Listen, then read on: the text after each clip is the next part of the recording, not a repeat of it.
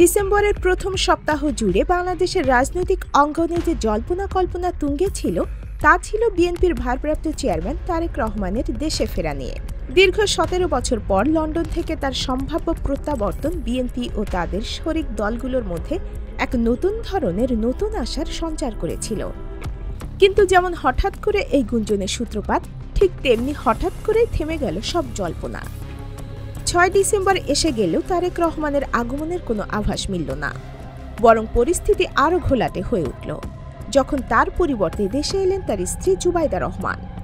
তার এই আগমন এবং অতি অসুস্থ খালেদা জিয়াকে নিয়ে ফের লন্ডনে ফিরে যাওয়ার প্রস্তুতি রাজনৈতিক বিশ্লেষকদের মনে নতুন করে একটাই প্রশ্ন জাগিয়েছে: এই পরিস্থিতি কি আসলে কাকতালীয়, নাকি এর পেছনে রয়েছে কোনো গভীর কূটনৈতিক হিসাব?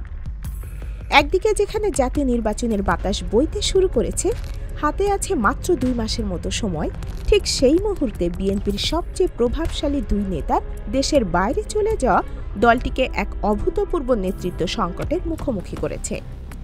প্রায় ২ দশক ধরে দলের ভারপ্রাপ্ত চেয়ারম্যান হিসেবে লন্ডন থেকে দল চালাচ্ছেন তারেক রহমান, আর এখন গুরুতর অসুস্থ দলীয় চেয়ারপারসন খালেদা জিয়াকে উন্নত চিকিৎসার জন্য লন্ডনে নিয়ে যাওয়ার প্রস্তুতি চলছে। এই পরিস্থিতিতে এই প্রশ্নটাই স্বাভাবিকভাবে উঠে আসছে যে দলের হাল কে ধরবে? এই নেতৃত্বের শূন্যতা কি বিএনপির শেষের শুরু বলে ইঙ্গিত দিচ্ছে? এই অনিশ্চয়তার মাঝে একটি পুরনো তত্ত্ব আবার সক্রিয় হয়ে উঠেছে: -2 ফর্মুলা থেকে -4 ফর্মুলা। একসময় শেখ হাসিনা ও খালেদা জিয়াকে বাদ দিয়ে রাজনীতি করার কথা শোনা যেত। এখন সেই তত্ত্বটি আরও এক ধাপ এগিয়ে জিয়া পরিবার ও শেখ পরিবারের অনুপস্থিতিতে এক নতুন রাজনৈতিক বাস্তবতার কথা বলছে। আওয়ামী লীগ ঘরানার বিশ্লেষক এবং প্রধানমন্ত্রীর ছেলে সজীব ওয়াজেদ জয় এর আগেই এমন সম্ভাবনার কথা বলেছিলেন। তাহলে কি সেই আশঙ্কাই এখন বাস্তব রূপ নিচ্ছে?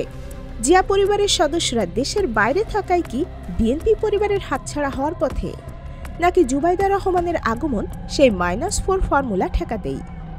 এইসব প্রশ্ন এখন বিএনপির তৃণমূল থেকে শুরু করে শীর্ষ পর্যায় পর্যন্ত সবাইকে তাড়িত করছে। তারেক রহমানের দেশে ফেরা নিয়ে সরকারের একটি সাম্প্রতিক মন্তব্য বিষয়টিকে আরও জটিল করে তুলেছে।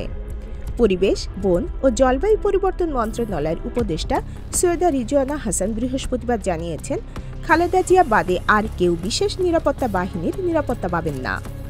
অর্থাৎ তারেক রহমান দেশে ফিরলেও তিনি এই বিশেষ সুবিধা পাবেন না। রাজনৈতিক মহলের ধারণা, এই মন্তব্যের মাধ্যমে সরকার মূলত তারেক রহমানের দেশে ফেরা যে কতটা কঠিন হবে সেই বার্তাই দিয়েছে।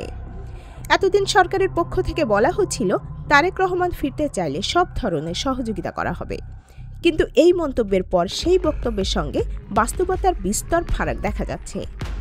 এটা কি তাহলে তারেক রহমানকে দেশে না ফেরার কূটনৈতিক বার্তা? এই পরিস্থিতির সবচেয়ে বড় ব্যাখ্যা হলো নির্বাচন।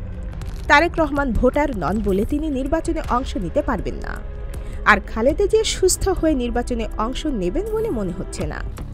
এমতো অবস্থায় দলের সামনে ভয়াবহ এক বাস্তবতা: একদিকে নির্বাচন, অন্যদিকে দলের শীর্ষ নেতৃত্বের অনুপস্থিতি। এই পরিস্থিতিতে জাতীয় পার্টি ও জামায়াতের মতো জোট শরিকরা নির্বাচন পেছানোর দাবি জানিয়েছেন। বিশ্লেষকরা মনে করছেন এটি নির্বাচন পেছানোর একটি স্পষ্ট বার্তা। কিন্তু যদি নির্বাচন পেছানো না হয় এবং জিয়া পরিবারের কেউ দেশে না থাকেন, তবে বিএনপির জোটের মধ্যে ভাঙন ধরার সম্ভাবনা খুবই বেশি। একই সঙ্গে মনোনয়ন বণ্টন নিয়ে দলের অভ্যন্তরে যে অসন্তোষ রয়েছে তা চরম আকার ধারণ করতে পারে। এই অসন্তোষ মেটানোর মতো কোনো শক্তিশালী নেতৃত্ব দেশে অনুপস্থিত থাকবে। এই পুরো পরিস্থিতিতে সবচেয়ে বেশি সমস্যায় পড়তে পারেন বিএনপির ভোটার ও কর্মীরা। দলের প্রধান নেত্রী অসুস্থ, ভবিষ্যৎ নেতৃত্ব দেশের বাইরে। এই নেতৃত্বহীনতায় তারা হতাশা ও ক্ষোভে ভুগতে পারেন। এই ক্ষোভের ফলে তারা জামায়াত বা অন্য কোনো ছোট দলের দিকে ঝুঁকতে পারেন, যা বিএনপির মূল ভোট ব্যাংককে হুমকির মুখে ফেলবে। সবচেয়ে বড় প্রশ্ন হলো, বিএনপি কি এবার জিয়া পরিবারের হাতছাড়া হয়ে গেল? বিএনপির অস্তিত্বই যেহেতু জিয়াউর রহমানের হাত ধরে পরে খালেদা জিয়ার নেতৃত্বে গড়ে ওঠা, সেই পরিবারই দলের পরিচয়। যদি এই পরিবারের কেউ দেশে না থাকেন বা সক্রিয় রাজনীতিতে অংশ নিতে না পারেন, তবে দলের নেতৃত্বভার কার হাতে যাবে? তারেক রহমান বিদেশে বসে দল পরিচালনা করলেও মাঠের রাজনীতিতে তার অনুপস্থিতি একটি বিশাল শূন্যতা। এই সুযোগে দলের ভেতরের কোনো প্রভাবশালী গোষ্ঠী বা নতুন কোনো নেতৃত্ব উঠে আসতে পারে। যা ভবিষ্যতে জিয়া পরিবারের প্রভাবকে চ্যালেঞ্জ জানাতে পারে। যদি এমনটি হয়, বিএনপি তার নিজস্ব চরিত্র হারিয়ে ফেলতে পারে। বর্তমানে বিএনপি এক বিশাল অনিশ্চয়তার মুখোমুখি। এই পরিস্থিতি থেকে উত্তরণের পথ খুঁজে বের করা দলটির জন্য এক কঠিন চ্যালেঞ্জ। পদে পদে অপেক্ষা করছে যেন অশনি সংকেত। বিএনপি কি এই ঝড় সামলে উঠতে পারবে, নাকি সত্যি এটাই তাদের সর্বনাশের সূচনা?